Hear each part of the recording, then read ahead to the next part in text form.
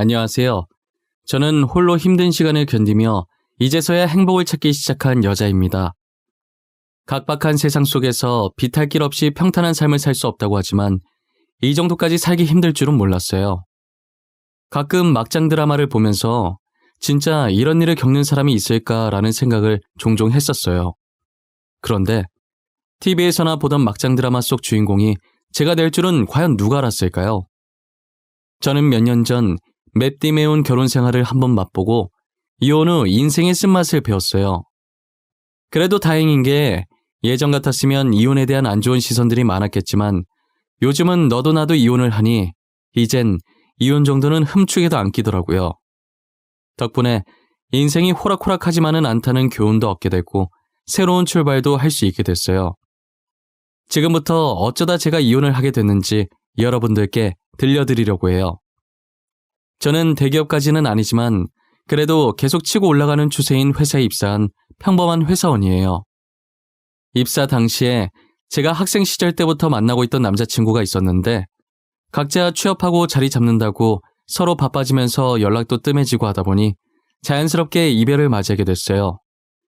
아무래도 오랫동안 만난 남자친구라서 그런지 있다가 없으니까 빈자리가 크게 느껴지더라고요. 제 자취방에 있던 전 남자친구의 물건들을 정리하는데 마음이 너무 공허했어요.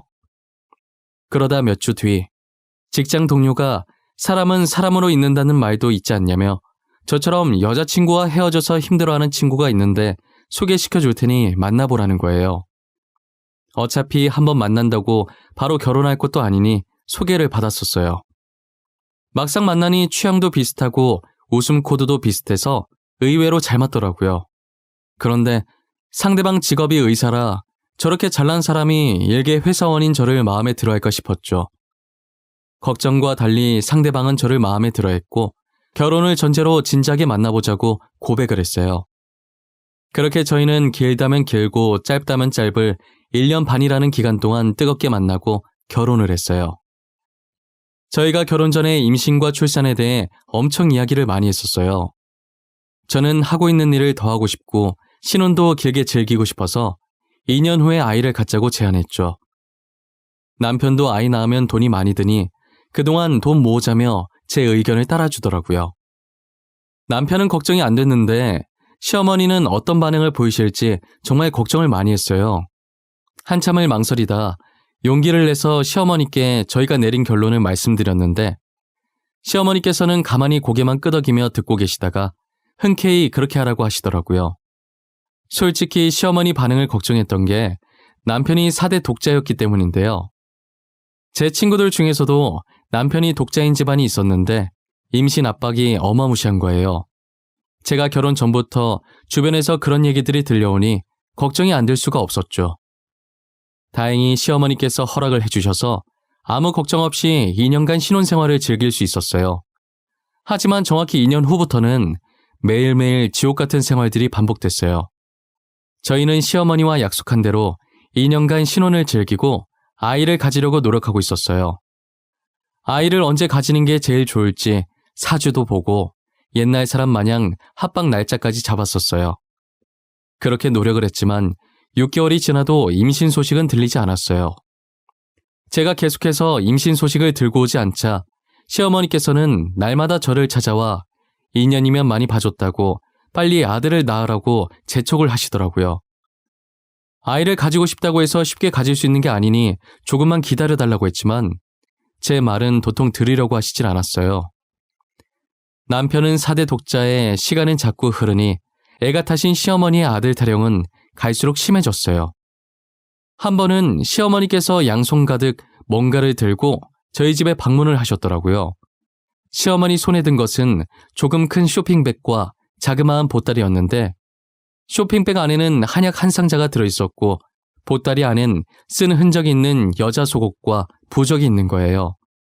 도대체 이걸로 뭐 하시려고 하나 싶어서 시어머니께 물었죠. 이게 다 뭐예요? 이거 누가 입던 속옷 아니에요? 부적은 또 왜 가지고 오셨어요? 설마 저희 집에 붙이려고 가지고 오신 건 아니죠? 맞는데? 아니 글쎄 점쟁이 말로는 이 부적이 아들 낳게 해주는 부적이라고. 이거 붙인 사람들은 죄다 아들을 낳았다지 뭐야? 아, 그러고 이건 아이 잘 들어서게 해주는 한약. 어머님, 이런 거 다 거짓말이에요. 돈 받고 팔려고 무슨 말을 못하겠어요. 부적은 그렇다 치고 같이 들어있던 속옷은 뭐예요? 여기 살짝 해진 게 누가 쓰던 것 같은데? 아, 이거 아들만 셋 낳은 여자가 썼던 속옷이야. 이거 입고 자면 아들을 낳을 수 있다더라고. 그래서 내가 어렵게 구해왔지. 다들 그 여자 속옷 가져갈 거라고 난리더라니까. 남이 쓰던 속옷을 어떻게 입어요, 어머님? 저는 절대 못 입어요. 그냥 부적 붙이고 한약 꼬박꼬박 챙겨 먹을게요. 예, 못 입는 게 어디 있어. 그냥 눈 딱 한 번 감고 입으면 되는 걸. 다른 건 몰라도 이거 입고 아들 낳은 사람 내가 확실히 봤어. 미신에 맹신하시던 시어머니는 여기저기서 주워들은 걸 제게 써먹으려고 하시더라고요. 한약은 그렇다 치는데 부적이며 아들 낳은 여자가 입었던 속옷이며 아들만 낳을 수 있다면 아들 낳은 여자의 똥도 주워올 사람이었어요. 저는 목에 칼이 들어와도 입기 싫었는데 딱 한 번만 입으라고 사정을 하길래 정말 미친 척하고 잠깐 입어보다가 몇 초도 안 돼서 정신 차리고 바로 벗었던 것 같아요. 제가 살다 남이 입었던 속옷을 입는 날도 다 오네요. 저는 험한 꼴을 더 보이고 싶지 않아서 얼른 아이를 가져야겠다는 생각이 들었어요. 혹시나 내 몸에 문제가 있어서 임신이 되지 않는 게 아닌가 싶어서 병원에 검사를 받으러 갔어요. 떨리는 마음으로 검사 결과를 기다리는데 제가 배란 장애 때문에 임신이 안 되는 것 같다고 하시는 거예요. 심각한 정도는 아니고 꾸준히 치료를 하면 자연 임신할 수 있으니 걱정하지 말라고 하시더라고요. 그래도 아예 임신을 못하는 건 아니라고 해서 정말 다행이라고 생각했어요. 하지만 남편과 시어머니는 임신 가능성이 있음에도 불구하고 저를 하자 있는 사람처럼 취급하더라고요. 도대체 애 하나도 못 가지고 뭐하고 있냐부터 시작해서 애 못 가지는 여자는 여자도 아니라며 제 자존심을 지하까지 끌어내리는 말들만 골라서 하기 시작했어요. 아무리 시어머니께서 아들에 집착하는 사람이라고는 하지만 그래도 같은 여자로서 시어머니만큼은 제 마음을 이해해 주실 줄 알았어요. 이해는커녕 삿대질을 해가면서 상처가 되는 모진 말들을 서슴없이 내뱉으셨죠. 저는 시댁의 구박을 받으면서도 아이를 낳기 위해 치료를 열심히 받았어요. 하지만 치료를 받고 의사한테서 이제 임신이 가능하겠다는 결과도 얻었지만 여전히 제게 임신 소식이 들리지 않았어요.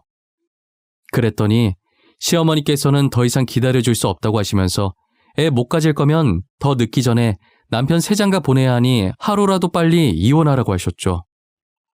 시어머니께서 저렇게 얘기하시는데 제가 누구 좋으라고 이혼을 해주나요? 저도 쓸데없는 오기가 생겨서 악착같이 이 집에서 버티리라 마음먹었어요. 매일같이 제 면전에 이혼 서류가 날아다녔지만 절대 도장을 찍어주지 않았어요. 저에게도 이런 잡초 같은 근성이 있을 줄은 전혀 몰랐네요. 시댁 식구들이 저를 밟으면 밟을수록 저는 더 단단해졌어요. 그러나 단단해졌던 저는 불과 몇 달이 지나지 않아 뿌리채 완전히 뽑히고 말았어요. 시어머니께서는 평소와 달리 저를 다정하게 부르시더니 제 옆으로 초음파 사진 하나를 던지시더라고요. 너 이게 뭔지 알지? 초음파 사진이야. 실제로 보는 건 처음일 텐데 많이 봐둬. 여기 조그만 게 애기야. 보이니 이거? 맞다. 영상도 있는데 보여줄까? 이걸 왜 저한테 보여주시는데요? 이젠 방법을 바꾸신 거예요? 도대체 무슨 꿍꿍이로 이러시는 거예요? 그냥 평소처럼 화를 내세요. 이제 할미가 될 사람인데 점잖게 지내야지. 화를 내서야 되겠어? 저 사진 속 애기 내 새끼야. 우리 손주라고. 그러니까 우리 아들 좀 이제 놔줘. 그이 애라고요? 확실한 거예요? 괜히 저 떼어내고 싶어서 수 쓰시는 거 아니고요? 예, 너는 이런 대우 받으면서도 우리 집에 붙어있고 싶니? 나 같으면 진작에 이혼했겠다. 진짜 내 손주 맞고 위자료 달라는 대로 줄 테니까 아들 발목 그만 잡고 제발 이혼 좀 해줘. 부탁이야, 응? 저는 애써 괜찮은 척 정신 부여잡고 표정 관리하면서 시어머니 말에 맞받아치긴 했지만 남편에게 상간녀가 있었다는 것도 그리고 그 여자가 임신을 했다는 것도 너무 충격이었어요. 남편과 상간녀는 의사와 환자로 만나 사랑을 키워갔더라고요. 시어머니 말을 들어보니 상간녀가 꽤나 돈이 많은 집안의 사람인 것 같았어요. 돈도 많은데 거기에 남편 아이까지 임신을 했으니 당연히 결혼을 서두르고 싶었겠죠. 그러기 위해서는 제일 먼저 제가 남편이랑 이혼을 해야 했고요. 제가 그동안 온갖 수모를 다 받으며 여기까지 어떻게 버텨왔는데 겨우 저 초음파 사진 한 장에 완전히 무너지게 되더라고요. 다른 여자가 남편의 아이까지 임신한 이상 제가 여기서 더 버티고 있을 이유는 없었어요. 결국 저는 남편에게 이혼 소송을, 상간녀에겐 상간녀 소송을 해서 위자료를 받을 수 있는 만큼 다 받아내고 그 집에서 나오게 됐어요. 하지만 저도 이대로 순순히 손 놓고 당하고만 있을 수는 없는 노릇이라 명예훼손으로 고소를 당하는 한이 있더라도 어떻게든 복수를 하리라고 마음먹었어요. 그간 구박을 받으면서 혹시나 필요할 때가 있지 않을까 싶어서 모아둔 녹음본들이 있었어요. 전 시어머니께서 제게 초음파 사진을 들이밀던 순간도 다 들어가 있었죠. 저는 의사협회 홈페이지에 들어가 익명으로 남편의 불륜 사실을 녹음본과 함께 올렸어요. 제가 올린 글은 삽시간에 조회수가 어마어마했고 남편 병원까지 이 얘기가 들어가게 됐죠. 남편 병원은 난리가 났고 결국 남편은 병원 이미지 떨어뜨린다는 이유로 잘리게 되었어요. 그리고 저는 의사협회에 더 이상 남편이 의사 생활을 못하게 블랙리스트로 추가시켜달라고 항의했죠.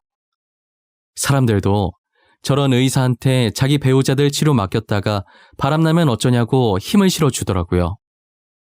덕분에 모든 병원에 블랙리스트로 올라갔고 남편은 직접 개인 병원을 개원하지 않는 이상 어느 병원에도 들어갈 수가 없었어요. 복수를 하긴 했지만 마음의 상처가 너무 커서 저는 우울증에 걸리고 말았어요. 끝없이 파고드는 우울함이 업무까지 지장이 가기 시작해서 한동안 휴가를 내고 출근을 안 하다가 결국엔 퇴사를 하고 이대로 가다간 정말 죽을 것 같다는 생각에 본격적인 심리치료에 들어갔어요. 치료도 받고 부모님 곁으로 돌아가면서 점점 마음의 안정이 찾아오더라고요. 하지만 조금 더 쉬고 싶은 마음에 일을 다시 시작하지는 않고 있었어요. 저희 집안이 원래 할아버지께서 사업을 조금 크게 하셨어서 남긴 재산이 꽤 많은 편이었어요. 사업이라는 게 늘 잘 되는 것만은 아니기 때문에 저희 아버지는 사업을 좋아하지 않으셨어요. 그래서 할아버지 돌아가시고 아직 회사가 잘 나갈 때 다른 분께 비싸게 팔아 넘기셨고 아버지는 본인이 다니고 있던 회사에 계속 다니면서 매달 꼬박꼬박 월급은 받고 사셨죠. 이것 때문에 동네 사람들 사이에서 저희 집안에 대한 이야기가 많이 나왔었어요. 할아버지 회사가 잘 나가서 돈 많은 부자인 줄 알았는데 그것도 다 빚으로 내서 운영한 거고 할아버지 돌아가시고 빚 갚으려고 다른 사람한테 회사 넘겼다고 알고 보면 빈털털이라면서 씹어댔죠. 하지만 아버지는 오히려 그 헛소문이 더 많은 사람들한테 퍼져나갔으면 좋겠다고 하셨어요. 그래야 저희한테 돈 보고 접근하는 사람들이 없어진다면서요. 아버지의 바람대로 소문은 빠른 속도로 퍼졌고 저희에게 돈을 노리고 접근하는 사람들이 없었어요. 그렇게 할아버지의 숨겨진 재산들은 저희 가족들만의 비밀이 되어버렸죠. 그래서 저도 할아버지 재산의 존재를 잊고 있었는데 아버지께서 갑자기 저를 부르시더니 할아버지가 생전에 사놓으신 땅이 하나 있는데 재개발에 들어가서 땅값이 미친 듯이 올랐다는 거예요. 그 땅이 할아버지께서 제 앞으로 남겨놓은 유일한 재산이었는데 돈도 얼마 안 되는 땅이어서 얼마 전까지도 부모님께서 팔까 말까 고민했었다고 하시더라고요. 그런데 하루아침에 그 땅을 사고 싶다고 얼마를 부르든 다 맞춰서 줄 테니 팔아달라면서 연락 기다리겠다는 사람들이 많길래 알아보니 이런 상황이었던 거죠. 사람들 발길도 많아지고 있으니 거기에 건물을 하나 지으면 딱일 것 같다면서 제 명의로 지어서 1층은 제가 운영할 가게를 만들고 2층부터 4층까지는 저보고 하고 싶은 대로 하라고 하시더라고요. 제 수중에 당장 건물 올릴 비용이 없는데 이게 무슨 뚱딴지 같은 소리인가 했어요. 아빠, 내가 지금 돈이 어디 있다고 건물을 올려? 나랑 장난하자는 거야? 그냥 아무것도 하지 말고 가만히 내비둬. 아빠가 있는데 무슨 걱정이야? 내가 건물 지어줄게. 너는 그냥 돈 세고 있을 준비나 하고 있어. 이건 아빠가 주는 이혼 선물이야. 너도 이제 새 출발해야지. 우울증도 몸을 조금씩 움직여야 나. 아빠, 진짜지? 장난이었다고 모르게 없기다. 건물 지어주기로 나랑 약속한 거야? 안 그래도 치료 조금만 더 받고 슬슬 일해야겠다는 생각하고 있었어. 잘 생각했어. 일하면서 잡생각도 줄이고 그러다 보면 과거 일은 금방 잊혀져. 네가 어디가 못나서 그런 사람들 때문에 기죽어서 살아. 보란듯이 당당하게 살아야지. 아버지께서는 제게 약속하신 그대로 그 땅에 제 명의로 된 건물을 하나 지어주셨고 건물이 지어지는 동안에도 꾸준히 치료를 받으며 이전보다는 훨씬 더 좋아진 상태로 지내고 있었어요. 저는 아버지 말씀대로 건물 1층엔 가게를 운영하기 위해 잠시 비워뒀고 2층부터 4층은 원룸으로 만들어 월세를 받고 있었어요. 이젠 병원을 가지 않아도 될 만큼 정신이 말끔해져서 슬슬 가게를 열려고 생각하고 있었고 건물 상태도 확인할 겸 인테리어 구상도 좀 해볼 겸 해서 겸사겸사 건물을 찾아가 봤어요. 그런데 건물 청소하고 계시는 아주머니 뒷모습이 어딘가 되게 낯이 익더라고요. 누구였더라 기억을 되짚어보고 있는데 아주머니는 청소가 끝난 건지 걸레를 들고 일어나 청소용품을 차곡차곡 정리해서 나오고 계시더라고요. 점점 가까워지는 아주머니의 앞모습을 보니 바로 전 시어머니였어요. 전 시어머니는 저를 보고 잠시 멈칫하시더니 이내 아무렇지 않은 척 제 앞에 서시더라고요. 네가 여긴 무슨 일이냐? 설마 너 여기 사니? 원룸이라도 집값 어마어마하던데 우리가 준 위약금으로 들어간 거야? 겨우 원룸 가지고 되겠어요? 원룸 아니고 저 건물이 제 건물이에요. 그런데 제 건물을 아주머니께서 청소하고 계실 줄은 몰랐네요. 뭐? 아주머니? 나 참 어이가 없어서. 내가 왜 네 아주머니야? 나 네 시애미였던 거 잊었어? 이혼한 마당에 계속 시어머니 대접을 해드릴 필요가 있나요? 건물 청소하러 오셨으면 청소만 하고 나가주시겠어요? 사람 화나게 하지 말고요. 진짜 이 건물이 네 건물인 거야? 아니, 어떻게 이게 네 건물이야? 로또라도 당첨된 건가? 뭐든 잘 됐네. 안 그래도 우리가 널 좀 찾고 있었거든. 우리 아들이랑 너랑 재결합시키려고. 제가 아주머니 아들이랑 재결합을 왜 해요? 그 집에 뭐 좋은 게 있다고 재결합을 해야 해요? 왜요? 그 여자가 낳은 아이가 아들이 아니라 딸이었어요? 그년 얘기는 하지도 마라. 요망한 년이 남의 씨 데리고 와서는 우리 집 씨라고 속인 거야. 돈 많은 것도 다 거짓말이었어. 너한테 준 위자료도 대출 써서 줬다더라. 알고 보니 상간녀가 전 남편의 아이를 임신했던 게 아니었어요. 게다가 돈 많은 집안 딸인 줄 알았는데 하루 벌어 하루 살면서 사치 부리는 여자였던 거예요. 상간녀는 전 남편과 만나면서 몰래 다른 남자들과 하룻밤을 즐기고 다녔었나 봐요. 그 많은 남자들 중 한 사람의 아이를 임신했고 아이의 친부는 가난한 집안에다 직업도 변변치 않은데 전 남편은 의사에다 어차피 연인 관계겠다 이참에 팔자나 펴보려고 전 남편 아이인 척한 거죠. 그런데 저와 이혼을 하면서 전 남편이 더 이상 의사 생활을 못하게 되자 상간녀는 이 집안에 더 있을 필요가 없다는 걸 느끼고 전 남편과 헤어졌다고 하더라고요. 그야말로 전 남편과 전 시어머니는 낙동강 오리알 신세가 되어버린 거죠. 그래도 운 좋게 전 남편이 다른 여자를 다시 만났고 이번엔 진짜 돈이 있는 집 여자였대요. 돈은 잘못 벌어도 되지만 무조건 건강해야 한다고 건강검진을 받아오라고 시켰나 봐요. 전 남편은 여자 쪽에서 시키는 대로 몸 구석구석 검사를 받았는데 무정자증이라는 진단을 받은 거예요. 결국 그 여자 집에서 반대를 해서 결혼이 무산됐고 전 남편은 결혼이 무산된 슬픔보다는 무정자증이라는 사실에 충격을 받아 정신을 못 차리고 있다고 하더라고요. 제가 그동안 임신을 못했던 것도 다 전 남편이 무정자증이어서 그랬던 거예요. 그렇게 제 몸에 하자가 있어서 임신을 못한 거라고 구박하더니 정작 전 남편이 씨 없는 수박이었던 거죠. 전 남편의 무정자증 소식을 듣고 나니 그동안 제가 받았던 수모들이 억울해지는 거예요. 그런데 전 시어머니는 눈치도 없이 서로 하자 있는 건 쌤쌤이니까 재결합을 하자고 애원하더라고요. 저는 그런 전 시어머니를 뿌리치고 불쌍해서 청소하는 것까진 뭐라 하지 않겠다고 대신 다시는 아는 척하지 말라고 하고 가게 리모델링 끝날 때까지 건물에 찾아가지 않았어요. 저는 평소에 꽃을 좋아해서 꽃장사도 하면서 일주일에 한 번씩 원데이 클래스를 하기 시작했어요. 제가 오픈하기 전에 전 시어머니가 찾아올까 걱정을 엄청 많이 했었어요. 그런데 자신도 저를 잘못 건드렸다가 괜히 일자리 잃을 것 같았는지 제 눈앞에 안 나타나더라고요. 한동안은 안 보이길래 앞으로도 안 나타날 거라고 생각하고 마음 편히 일을 했어요. 3달 정도 지났을 때 전 시어머니가 저희 가게에 나타났더라고요. 제 예상대로 그동안 잘릴까봐 안 나타났는데 이제 다른 건물 청소로 바뀌어서 다시 나타난 거예요. 처음엔 말로 다시 잘해보자고 전 남편이랑 재결합해달라고 하시더라고요. 저는 단호하게 절대 재결합할 마음 하나도 없으니까 돌아가달라고 했어요. 그랬더니 갑자기 소리를 지르면서 제 뺨을 때렸다가 가게에 있던 꽃을 저한테 던졌다가 꽃 담으려고 놔뒀던 통들을 찾다가 아주 난리가 난 거예요. 어차피 가게에 CCTV가 있어서 증거 자료로 제출해서 고소하고 손해배상 청구하면 되니까 가만히 있었어요. 제가 계속 가만히 있으니까 약이 올라서 더 열받는지 자기 분을 이기지 못했어요.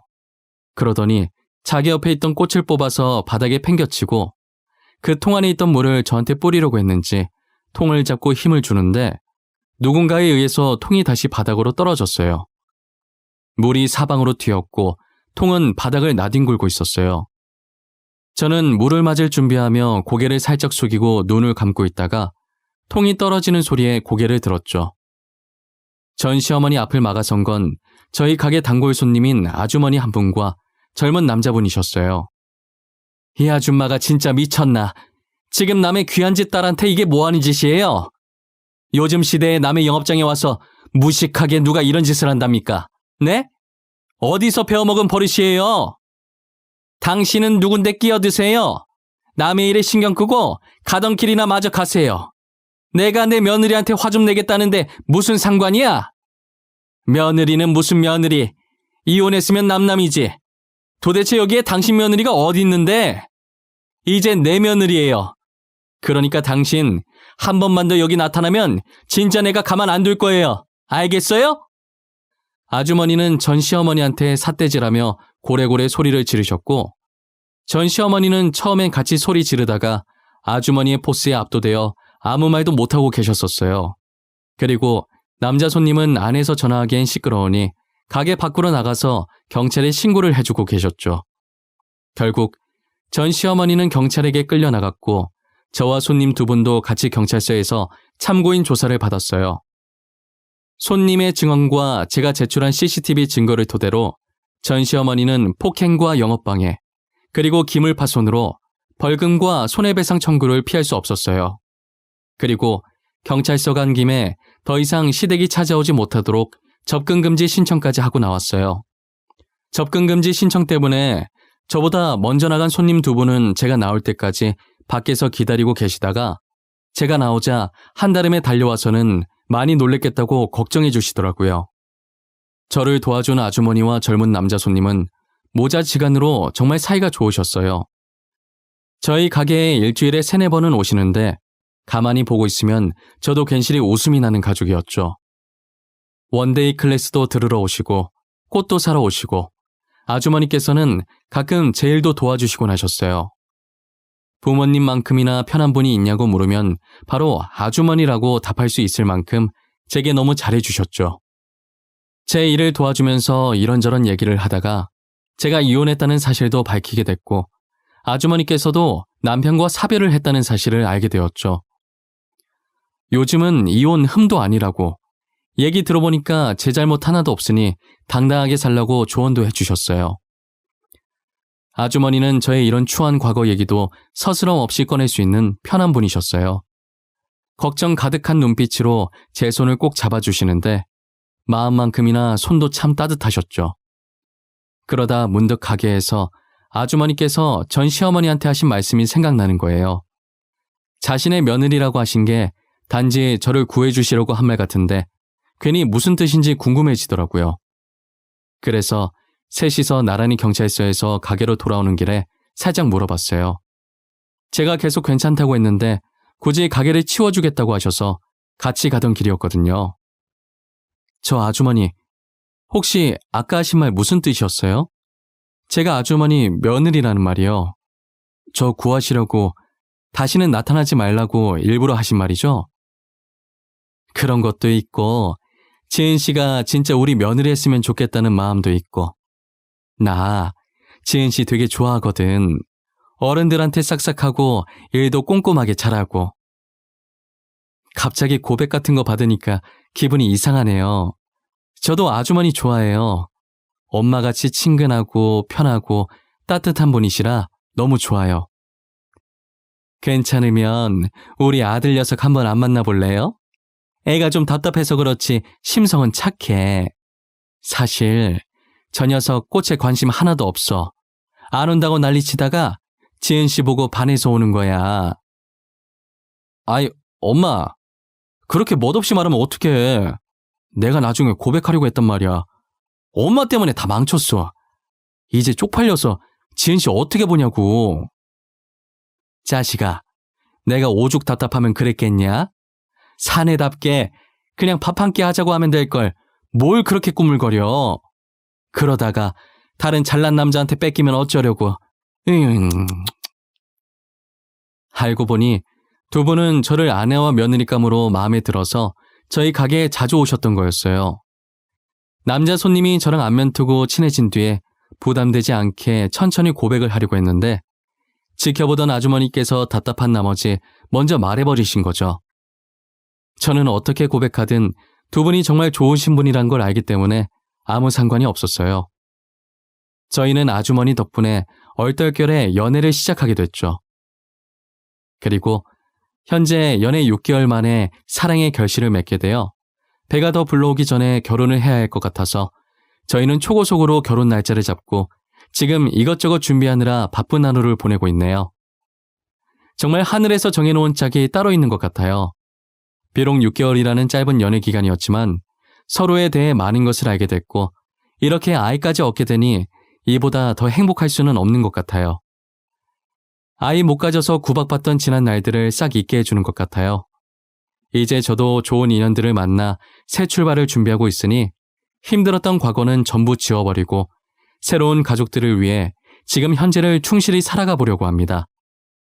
여러분들은 저처럼 미련하게 5기로라도 버티고 있지 마시고 잘못된 인연은 빠르게 끊어버리세요. 주위를 둘러보면 더 좋은 사람들이 많은데 굳이 그런 사람들 때문에 상처받을 필요는 없잖아요.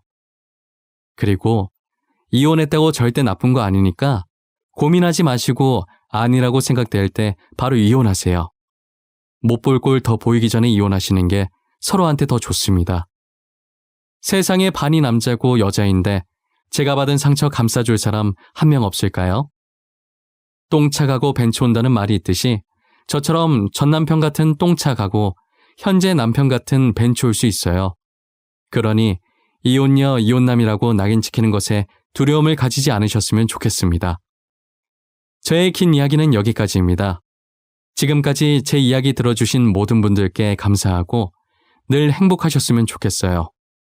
상처받지 않고 사랑만 받으며 살아가시길 바랄게요.